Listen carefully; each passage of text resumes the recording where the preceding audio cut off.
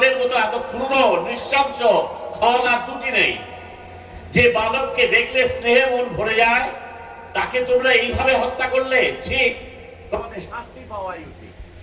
Hello, তোমাদের শাস্তি পাওয়াই উচিত। আর তোমরা যে বারংবার কালের কথা বলছো, সে কথা মানতে গেলে তো বলতে হয় অপরাধী উপকারীর প্রশংসা আর অপকারীর নিন্দা করা উচিত নয়, তাই নয় কি? মৃত্যু দেখলো যে মৃত্যু এবং সাপের কথোপকথনে ব্যাধের মনে কোনো প্রভাব জাগাতে পারলো না।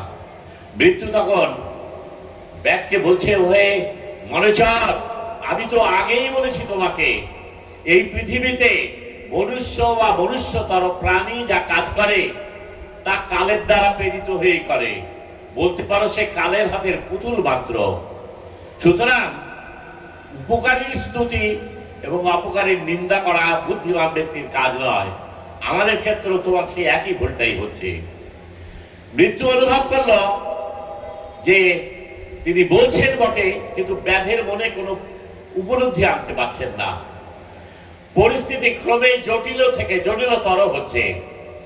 এমন সময় সেখানে কাল এসে উপস্থিত হলেন। এবার